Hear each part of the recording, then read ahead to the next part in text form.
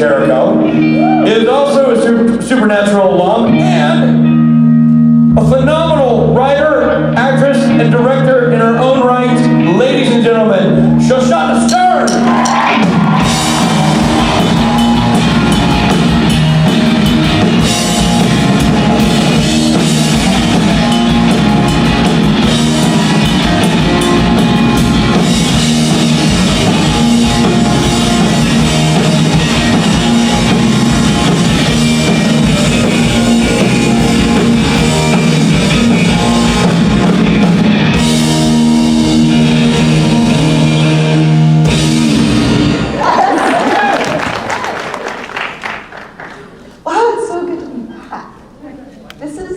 The first person that I saw when I got off the plane was him.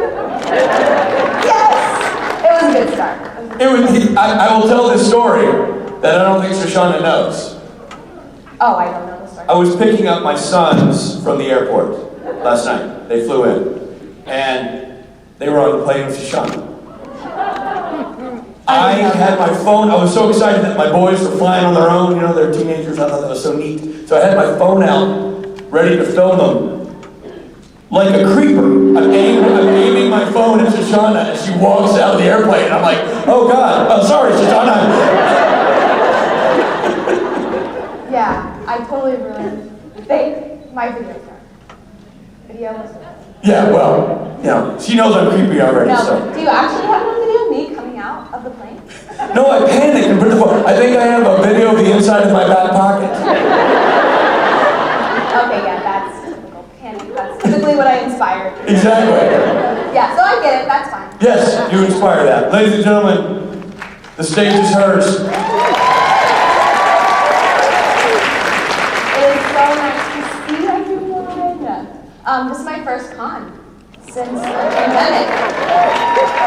I think it's crazy. There's people here, you're all in a room together, you can see me. So that means so much to me, really it does. And thank you so much for being here on a Saturday morning. And this is Carrie. She's interpreting. I don't know if you recognize her from Grey's Anatomy. She also interpreted on Grey's. You guys are very lucky that she's here. So, I'm just here for you all, and this is your time to use. I can't wait to be interacting with all of you again. It's been so long. Thank you. So, we just dive right in? Yes? Okay, great. Hi! I love you. Hi! In my opinion, I think you're the coolest Supernatural cast member. Just saying. Wait, what did you say? I didn't hear. The coolest ever. Yes. Okay, you guys, some people don't get that joke. Some people are like, no, they literally say it again. I'm glad you guys laughed. You should laugh. You should. Okay, thank you. I don't necessarily agree with you, but thank you.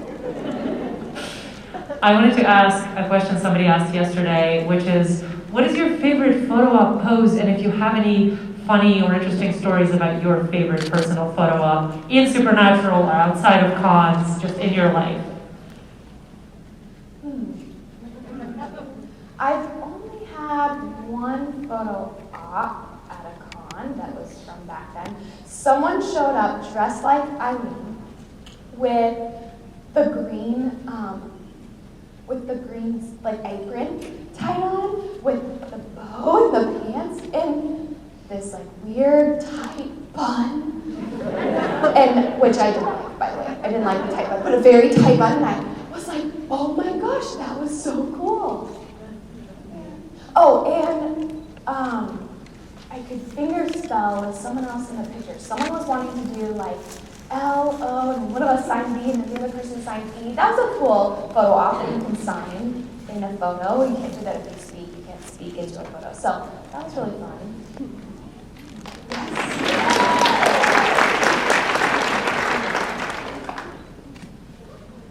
Yes. This side? Other side. We'll take it. You're going to get your steps in. I thought that you were extremely amazing. Just the fact that you could sign language when you were acting and when you did a little bit of speaking, I thought it was awesome. I have never seen anybody in any kind of movie or series. So I thought that was absolutely amazing that you did it. Oh, thank you.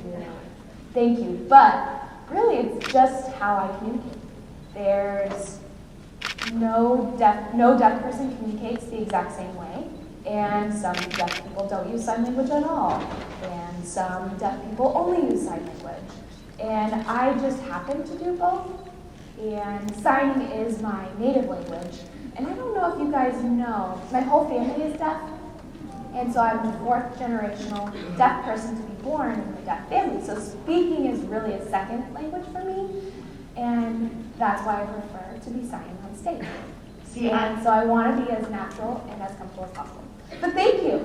I have never seen anybody deaf sign language in a movie or a series. This was the first time I've ever seen anybody that is deaf in a series, and I thought it was amazing to see the sign language, is what I'm saying. I think you were very amazing. I'm a big fan. So Thank you. Thank you.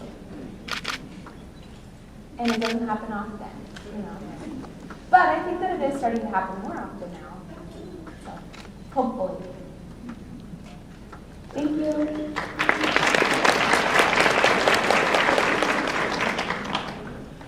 Hello. I'm a little bit nervous. I'm learning to sign. I Same. know you can't really see me, but No, I can't. You're awesome. Okay, I'm trying to get my sentence out. Go ahead. I saw. Awesome. I saw it. You are Awesome. You are awesome, amazing. Okay, I first saw you on the show Weeds a long time ago, and since then I love you. How was your experience working on Weeds with content and comedy, everything? It was a very interesting show to me. It was. Yeah. Weeds was one of the few shows that I actually auditioned for with Supernatural, and I was lucky enough where Robbie was wanting to create that role for me, and I was like, okay, that's fine. And the same happened with Grey's Anatomy. They were able to create that role for me, which I'm super grateful for. With Weeds, I auditioned for that one, and I read the role, and originally there was no dialogue. And that was for Megan's first or second episode. She didn't communicate at all. And I just got so fascinated by that because a lot of times people are concerned with how the deaf person is going to communicate, and she's going to have to use this other person, or she's going to send smoke signals and writing. I don't know, but literally, you guys are laughing, but it's true. People really will rack their brains on how the deaf person is going to communicate. But in Weeds, there wasn't any of that. She didn't speak or use sign language at all. And then her journey with just her communication alone was really cool. And it was also funny. And I felt like, a lot of people here have disabilities. Who has a disability in the room, if you guys want to share? Yeah, a lot. Me too. And I feel like one thing that people typically get wrong when they're writing for a character who has a disability is that we have these really sad lives. We go through life and everything happens for the first time, and it's hard. And it is hard, but I really think that you have to have a sense of humor about it. You really do. And so people that I meet who are deaf like me or have other disabilities, we're funny people. You have to be. You have to have a sense of humor. And Weeds was funny. And I was thrilled. I was thrilled whenever I was able to get that role. I'm very fortunate.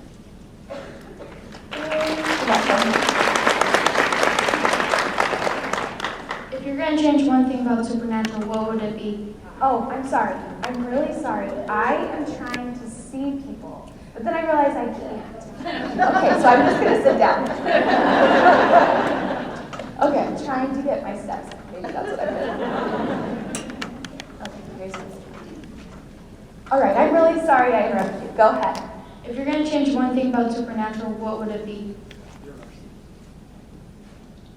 The whole show? Is that what you're asking? Just like one thing, like maybe a character dies or something. It would still be going. The show would still be going. If I right? That's my answer. Hi, Shoshannah. It's so nice to see you. Hi, nice to see you too. I wanted to ask about the relationship between Eileen and Sam and how you and Jared developed that relationship and whether you taught him any sign language. I did. But Jared, it was just so interesting because so he was the person on set who wanted to learn the most, and he did learn the most sign language. There was one time, my interpreter that was in Vancouver, she had to go work another job that day, and we ended up having to, make up a shoot. We were running late or something, I don't know. But the point was, my interpreter couldn't be there for like an hour or two due to conflict, and I was like, it's fine, I'll be fine. And then Jared was trying to interpret for me, and it was just him. That's just what he does. It was just him. And he didn't get everything right, but he really did try. And he just has that innate sense to want to communicate, want to connect. And for a deaf person, that's what you need. You just need a little extra effort and understanding.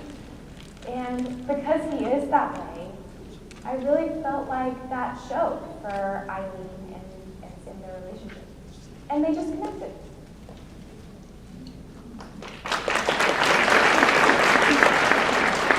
Hello, my name is Melissa. So I'm just curious, how many outtakes are there of the kissing with Jared?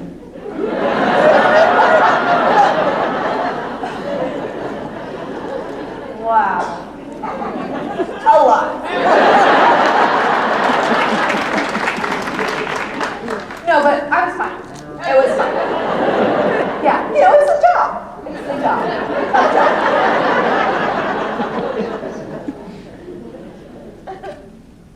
Good morning, Shoshannah. I'm Heather. Nice to meet Good you. morning. I'm happy that you're here. Nice to meet I was looking very forward to this panel. I've noticed in the last several years that deaf culture and signing has become more mainstream. It's in commercials, television, movies, things of that nature. I wanted to know what your feeling was about that. Well, I think that it's great. The more representation that is out there, the better it is. And not just for people within the community, but for people that are outside of the community. I grew up just loving TV, loving film. And I saw deaf people on TV a little bit here and there, but I'm so used to seeing myself in other people, whether they're deaf or not. I do feel represented that way. And I'm starting to see now that people who are outside of the community do feel represented through deaf people as well. And I think that that's really cool to me. I feel like I really saw that with Eileen. Like, your love, your guys' care, and the fact that people who weren't deaf, well, and people who were deaf, were still somehow still able to connect and see Eileen. And I feel like that's the point of representation. Not just seeing someone, but also being able to see yourself in them. And I think it's very exciting. I can't wait to see more. And I can't wait to see more deaf directors and deaf writers and deaf producers and disabled writers, disabled producers and directors all across the board. I look forward to it. It's very exciting. It's an exciting time.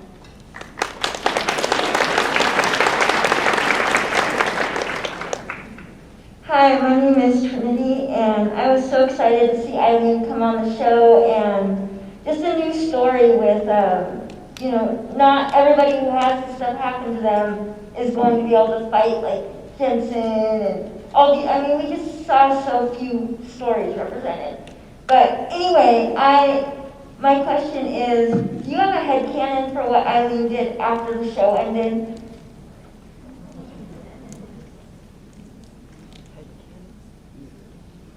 I actually don't. That is an interesting question. I never thought about that before. I'll think about it. That is a really good question. Okay, great. Thank you. I'm sorry I don't have a better answer. Hi, so I a huge fan. I love you. You're so awesome. And not to brag, but like you responded to my comment on an Instagram post. It's like you're kind of my best friend now.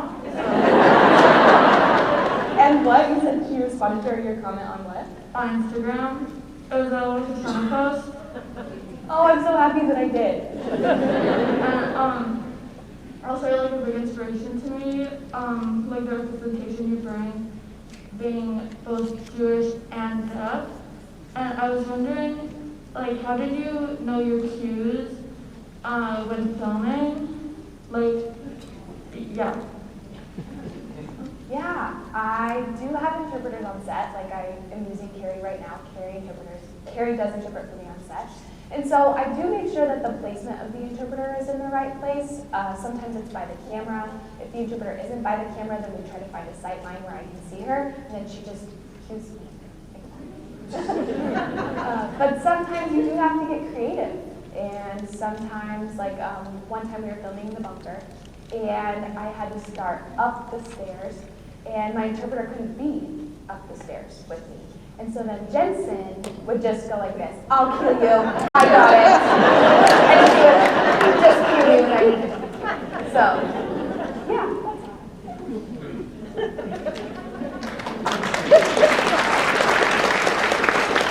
Hi, I just want to say that I love you on Jericho. That's where I first seen you on screen. And I do admire the fact that you represent our hearing culture, because I work with students that some of them are like that, have deafness. So my question is, what are some of your most memorable moments on the set of Jericho?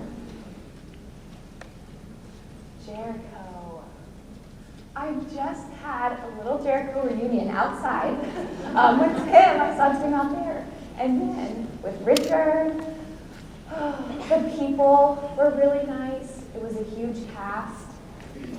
I think what I remember most were scenes with my brother on the ranch, and with my brother's girlfriend on the show, Mimi. It was typically the three of us that were shooting together. But what I loved was when all of the cast was able to get together. That just always felt like a big party. Yeah, that's what I remember most.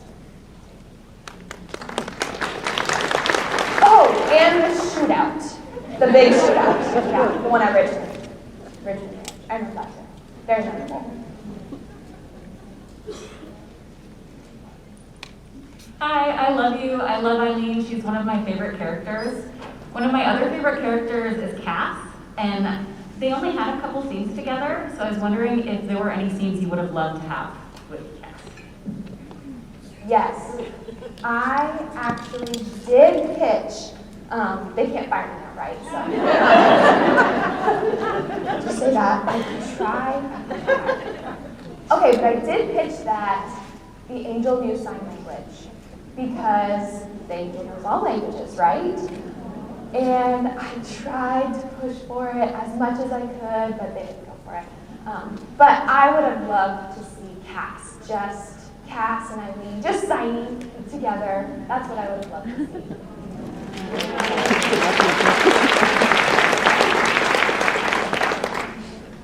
Hi, Shoshannah. Hi. I know you posted a couple of the guys' name signs on your social media when the show was airing, and I wondered if you could share a couple of those with us and kind of how they came about. Yes. So, how name signs typically work out is they have to be given by a deaf person who knows you, and like, it's not like everyone who's named Jared is going to have the same name sign. The name sign will kind of capture your essence in a way, a little bit. So I didn't give anybody name signs until I came back from the last season. I had a long chunk, about 7 weeks, and I was able to hang out with everyone and interact with the cast, and then I was able to just feel everyone's, energies and personalities. And so, for example, Misha, that's their name sign. And I picked that because he's just so smart. And very, like it's very feely. And so that's a sign for feel. And then his eyes, he's very intense with his eyes. So, and then for Jensen, because he's so focused and just so himself, his face is very symmetrical. It's true. It's true. It's totally true. And he always makes that look like he's got these two little dimples right here. I don't know if you guys have seen those. They're the exact same. With his eyes squinted just a little bit. That's just his resting face. And I'm always like, okay, so yeah, he has those two little dimples, and so Jensen. Because of the dimples. But that's a different sign, so fingers crossed. Jensen. And then Jared, I mean, it's just so friendly and vibrant. I'm not sure how Carrie interpreted that. Okay, vibrant, charming, and fun. And so, yeah, Jared.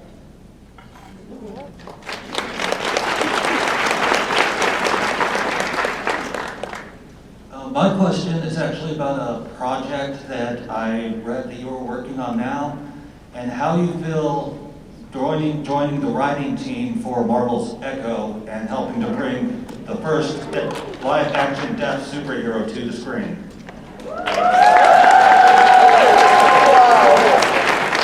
Well, I can't believe it happened. It's going to be happening. I got the call from Marvel, well, email, because it sounds better if I say I got the call, but I never get calls.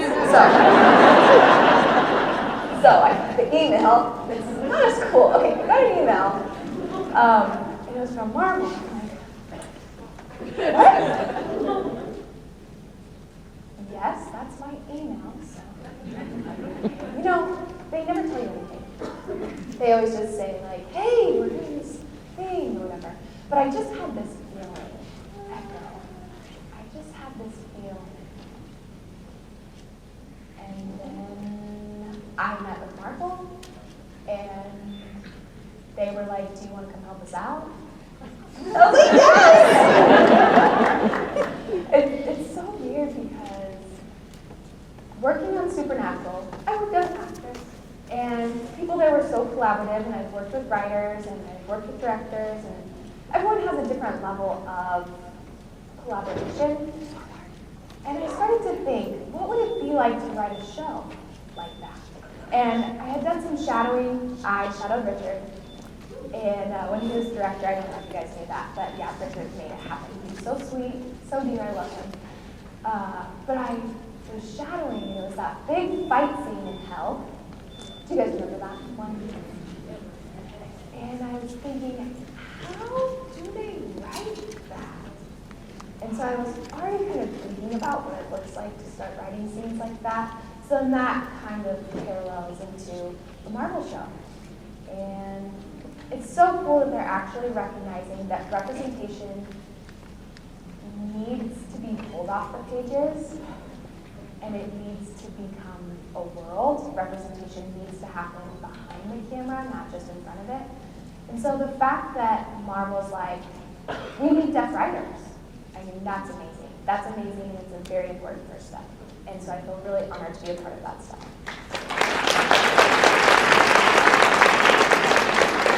Hi, Shoshannah. I had a question about, there was a cut scene with Dean and Eileen that didn't make it to it that's really funny.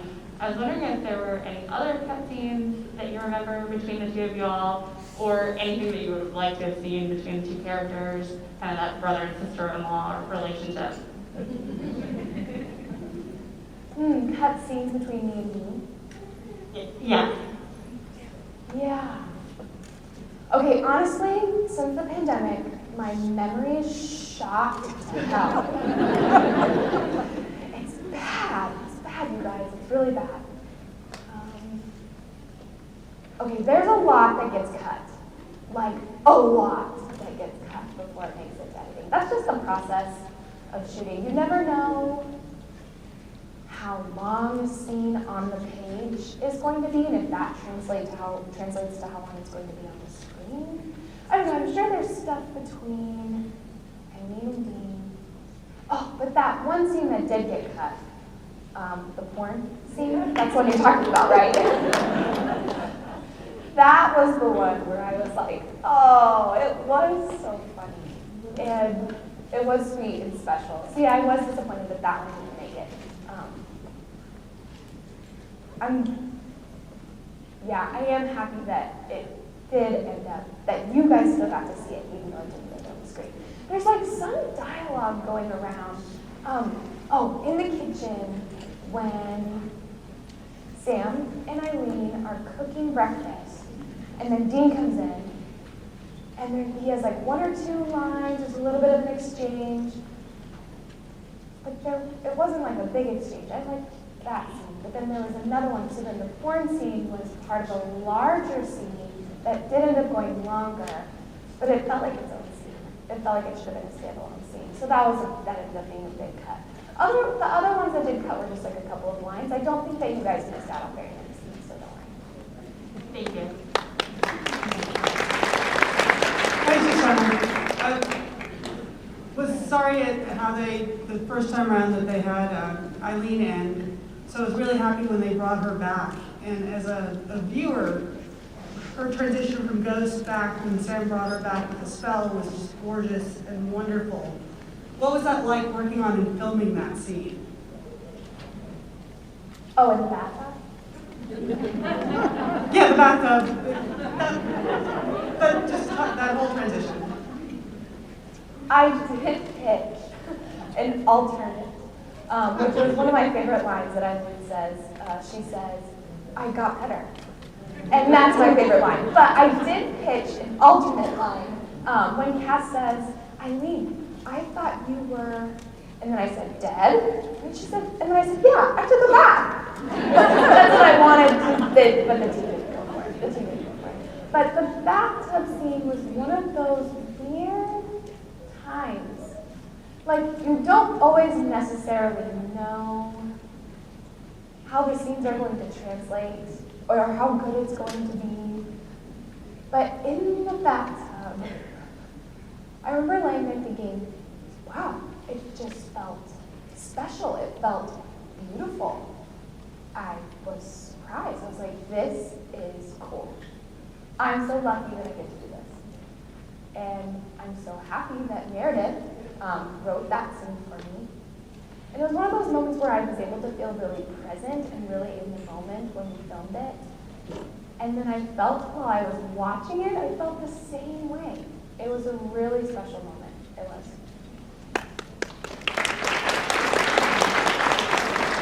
Hi, Shoshannah. So I loved Eileen, very sorry when she died, and very happy when she came back.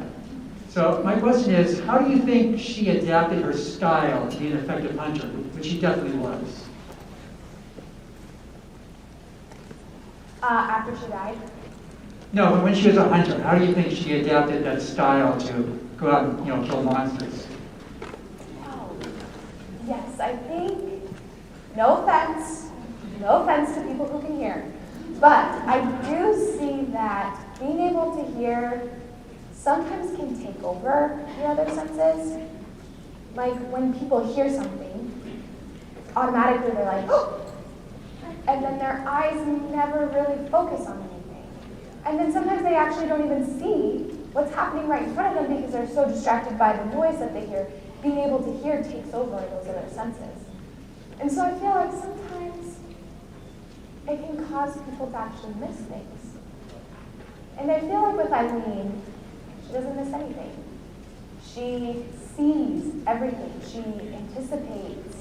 And she's really in tune with her body. And I use hearing aids, but when I write, I usually take my hearing aids off because it just helps me to focus and I'm not able to have any other distractions. I'm able to just be so in tune with my thoughts, with my body. And I feel like Eileen feels like that when she's hunting as well. She's just so instinctual. And I think that makes you really good. Thank you.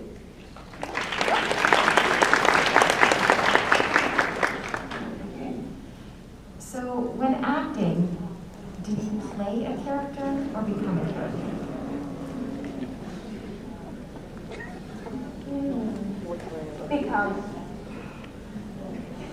Yeah, except when fighting, because I don't fight in real life anymore anyways.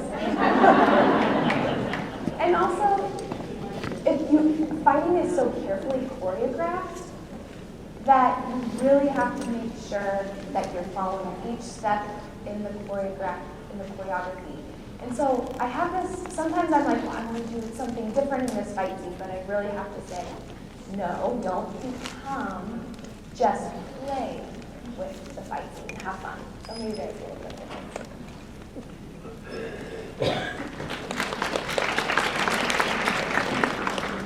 Hi again, this is Chanel. I'm sorry, I forgot to ask my question when I came up. I was a little starstruck. Oh, by who? By Carrie? She's on Grace. Well, actually, the question had to do, I noticed you guys have a connection, and I was wondering how you met Carrie, if it was on Grey's Anatomy, and what was your favorite time that you actually acted with her, your favorite season or part of the movie? Carrie and I actually only acted together once, because I forced her.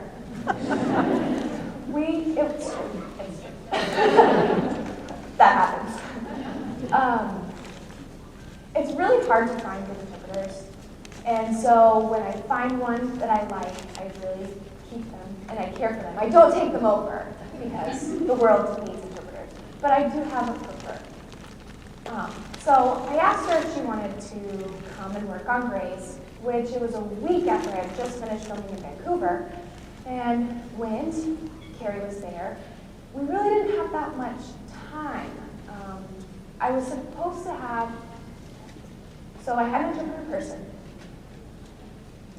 and then casting was supposed to find an actor that they liked to be the interpreter on the show. Does that make sense? Is everybody following? And so as time got really close to shooting, it was really last minute, we had to find a solution. Deaf people use VRI, which is video remote interpreting, and it happens all the time now since the pandemic, but before it wasn't that common. But we have VRI, you can have an interpreter appear on the screen, which we had the iPad on the show. And in that way, we could essentially buy ourselves time, and we were hoping that we'd be able to cast another person to play the interpreter later. And then everyone on set fell in love with Carrie, as you do. And then they were like, Carrie, you are an interpreter, you can play the interpreter. And Carrie was, I'm totally speaking for Carrie right now, and she's interpreting for me. This is happening. It's Inception. Okay, so sometimes I do this thing where I like to say really nice things about Carrie, and then she has to keep interpreting. So smart. So she's the best. Like, actually, she's the best person. She hates it when I do this. I'm so sorry. Okay. I don't know what she works with me. But, oh yeah, so I said, Carrie, I think you should. I think you should do this. It's important that people see a really good interpreter portrayed on the screen, and especially with VRI, it's going to be a really little screen. I want it to be believable. And I think it's better than having an actor play an interpreter. I just don't think that's a good idea. We should just have an interpreter, be an interpreter. And so Carrie's not an actual actor. She just did it once because I forced her.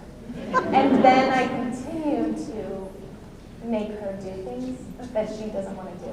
Like, interpret compliments doctors. So. We can move on now. Thank you, Carrie.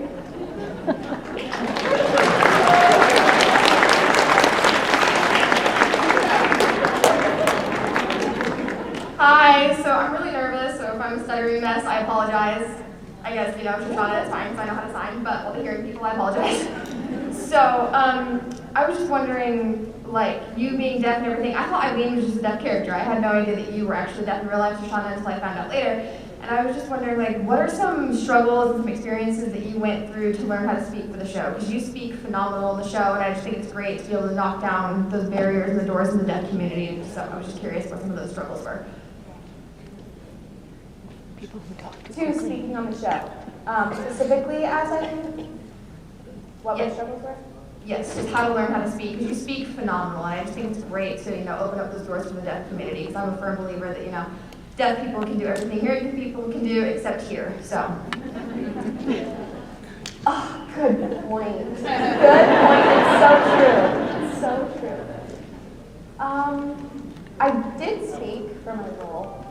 Before Eileen, I was really the only person in my deaf family who had some hearing. I used hearing aids, but my family didn't. My mother really encouraged me to go to speech therapy while I was growing up, and I always hated it. And I didn't like it. I felt like it really took me away from other things that I wanted to do, like play outside or whatever. But I'm really grateful to my mom for encouraging me to go to speech therapy. My mom always said, you can speak when you want, Shoshannah, but if you don't want to, don't. Funny story. Younger than my daughter is now. I think I was 5. I went with my mother, I think it was to a museum, and we were waiting in a really long line. It was a very hot day. I told my mom I really want some ice cream. My mom said, okay, that's fine.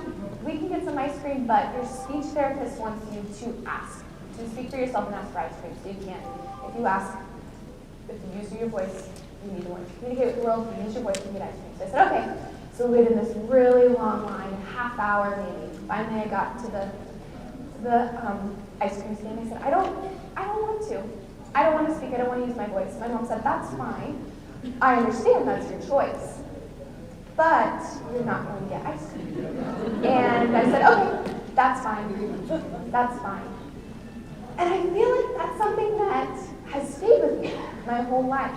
I choose to use my voice and speak when I feel like it's the right moment and when I want ice cream. And ice cream can be many things. It can be like Eileen. And Eileen is a big ice cream coach. For her, I felt like it would make sense for her as a character to speak because she is alone. And she's in the hunting community. And no other deaf hunters were introduced to the storyline. I feel like there are more deaf hunters out there, for sure, but we didn't get to see them yet. So I'm like, how would Eileen be able to communicate with Sam and Dean? How would she do that? She would bring an interpreter. And so it made sense for her to speak in that role. And so I got the ice cream.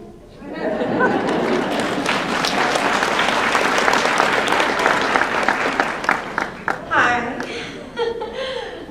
Just want to say, I love your dress. Thank you. Cosplaying Ruby that today.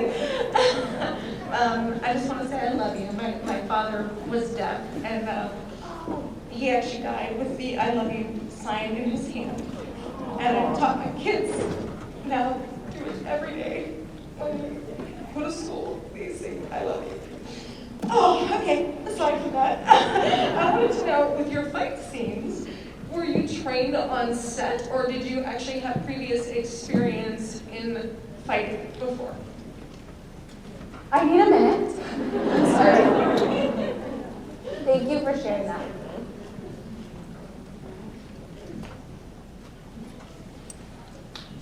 So, I'm sorry, what was your question? Fighting. You were talking about fighting. Right. Totally changed direction. Your fight scenes, were you trained I'm on so happy that you shared that with me. Oh, Thank you. And I'm going to remember that for a very long time. Thank you. I just asked if you were trained on set, or if you had previous fight training classes before. I shot on Jericho. I used to play soccer. So I did fight a lot on the field. I will admit that. Being the only deaf player on my traveling soccer team in my community, I was a fighter, no interpreter. And the other team just thought, oh, this deaf girl, she's an easy target.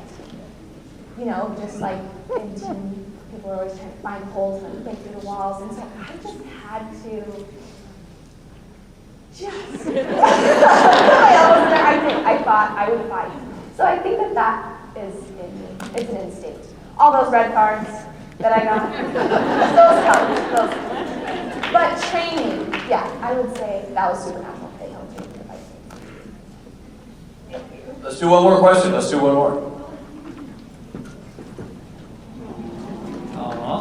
Hi, Shoshannah. My name is Rod. So I grew up with deaf parents, different time era. So like the young lady before me, she had talked about how she was happy that the deaf community, basically deaf people can do everything except hear.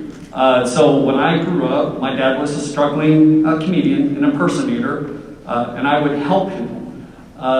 So basically I would tell sometimes inappropriate jokes because I did have a deaf father that couldn't hear me say them on the stage. But can't give a microphone to a young 13, 14-year-old and not expect a little bit of mayhem. Anyway, but he would do, so early 80s, so he would do Johnny Carson, Ronald Reagan, all that stuff. He didn't need me. You could just see by him doing it.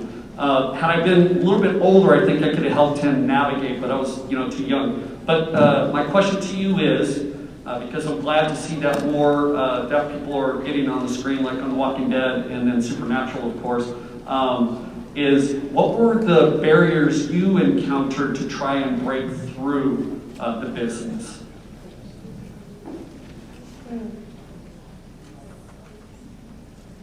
There are definitely barriers, but it's not what people think.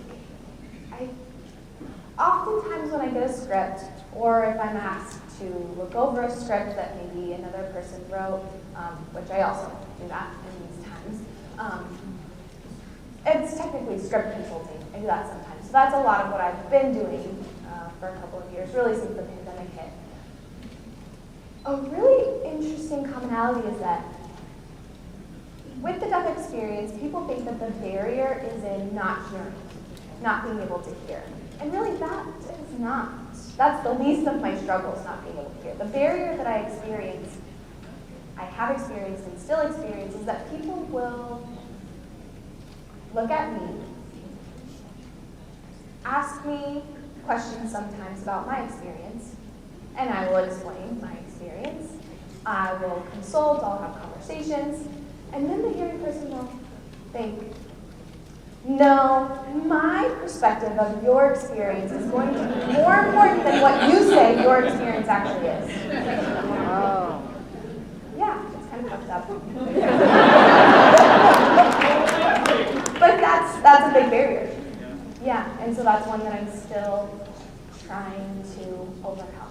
And if I don't overcome it in my lifetime, I'm hoping that the people that come after me will be able to.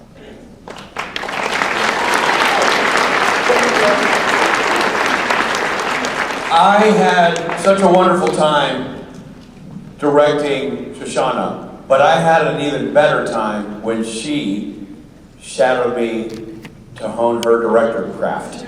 We spent 2 weeks together on the Supernatural, doing everything. I mean, literally in lockstep with each other for 2 weeks. And I have been shadowed by many people. I've never been as impressed by somebody's wit and smarts as I was by hers. This is a filmmaker to keep your eye on, my friends. Right there. It's an honor and a privilege to have her here. Ladies and gentlemen, get your hands in the air for Miss Shoshannah Stern.